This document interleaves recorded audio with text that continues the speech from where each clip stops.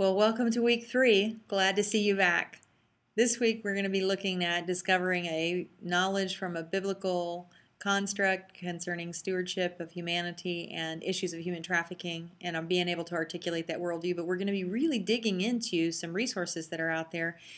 And I want to encourage you to do the specific readings, watch the videos that are there. That includes researching the Trafficking in Persons report, which there's a link to, by the way, and looking at the country narratives. If there's a country that you feel particularly called to work in, or if there's something that enamors your heart towards a specific people group, I encourage you to look at those countries.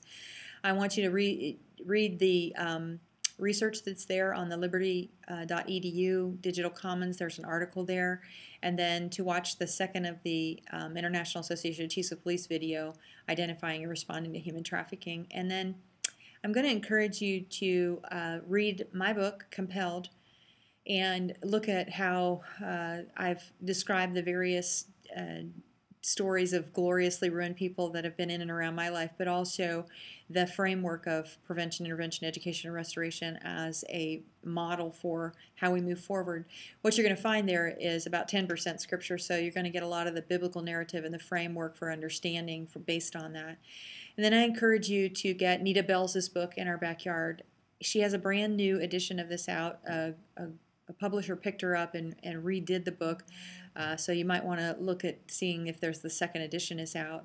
And then you'll be looking at websites and Shared Hope and Polaris Project and some others that are there. And again, you'll have the opportunity to interact with this material through writing and looking at how you discuss these issues when it comes to understanding laws, victim-centered approach, those kind of things. So there's some specific things to look at there that I encourage you to take your time with and really excavate what it is that you can learn from those sites.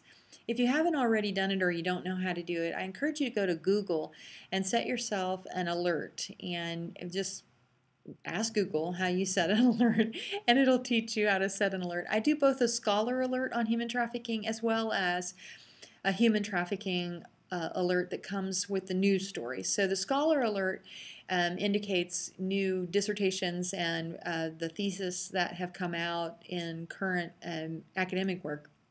And then the Google alert on news stories gives you the update on a daily basis, or you can set it to come out immediately when news stories come up, but the news from around the world on human trafficking, what's happening and where it's being found, and what's happening with different organizations and stuff like that. So I encourage you, go set a Google alert, get that coming into your email so that you know. That's one of the secrets of what I do to stay on top of all the information about human trafficking is I watch Google alerts every day, and I read news stories from all around the world. And when I'm focusing on U.S. context, I get a lot of stories on sex trafficking. That seems to be the sexy thing that comes in the news because sex trafficking is so abhorrent to so many people, and we're finding a lot of different stories that go along with it. So I encourage you to set that and find your way around Google alerts so that you can specifically set it for what's of interest to you. So if you want to look at labor trafficking, you can set it for that, sex trafficking, just human trafficking, all three of those, and what you want to focus in on as far as the context is concerned. Well, I look forward to seeing you in week 4, session 4, and happy reading.